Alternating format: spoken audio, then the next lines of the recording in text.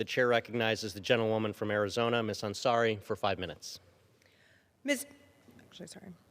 Mr. Speaker, let's talk about naked, open, brazen corruption. The Trump administration is guided and shaped by it, emboldened by what they can get away with, while the American taxpayer watches their own hard-earned paycheck siphoned away by ever-growing gas prices, groceries, rent, and health care. All the while, Donald Trump flaunts his White House ballroom and D.C. arch with displays of nauseating corruption for his billionaire buddies in broad daylight. Take Jared Kushner, Donald Trump's son-in-law, a man with no meaningful political, diplomatic, or civil service experience who was handed sweeping authority during the first Trump administration over Middle East policy and sent across the world to represent the United States.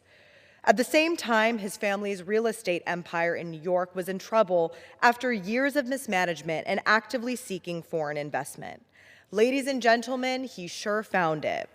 Kushner was shaping U.S. foreign policy while simultaneously building relationships with foreign leaders that would later become financially valuable to him, personally. He was acting as a diplomat for himself at the expense of America's interests abroad and our national security.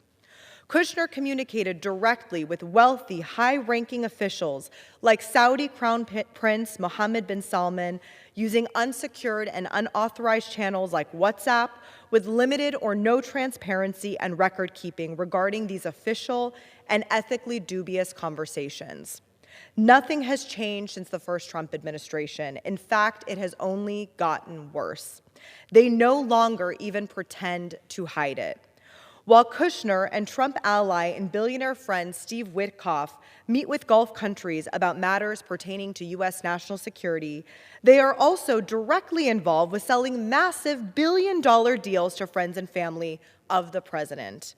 It's the largest corruption scandal ever seen in the United States, leading back directly to Donald Trump, members of his family, and top administration officials.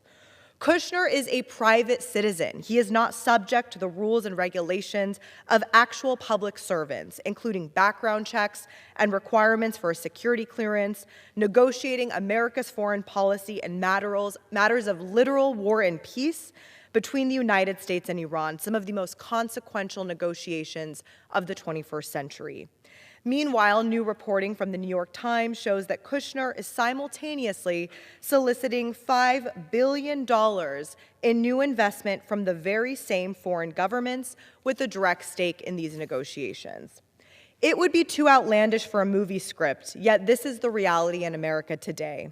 An elite ruling class which makes policy decisions based on how it will affect their personal bottom line and using taxpayer-funded government to get rich at our expense.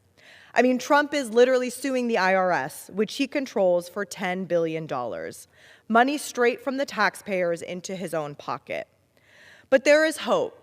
All across the world, people are organizing and uniting against corrupt leaders who view government as a tool to enrich themselves and their friends. In Hungary, after 16 years of democratic backsliding and a state molded into a piggy bank for the elite, a broad coalition defeated Viktor Orban, despite him literally doing everything he could to rig the system in his own favor. Hungary shows us that there is a path forward. Follow the money, take no vote for granted, and make corruption shameful again.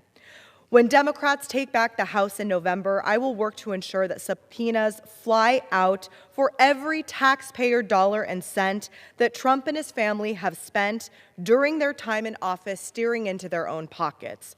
Kushner will come under oath and testify, and accountability will not stop there.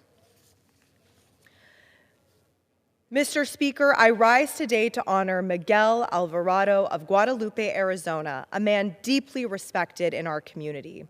For over 2 decades, Miguel has shown up for his neighbors with consistency and with heart.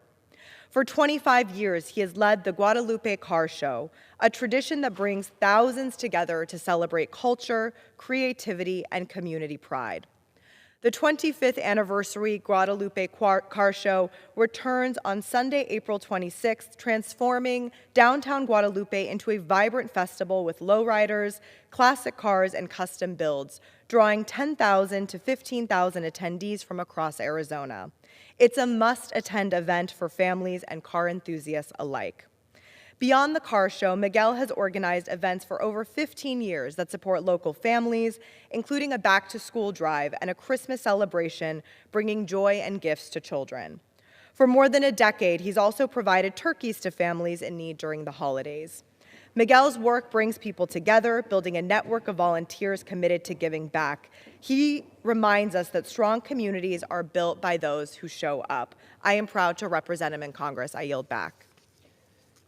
The gentlelady yields. Members are reminded to refrain from engaging in personalities toward the president. The chair recognizes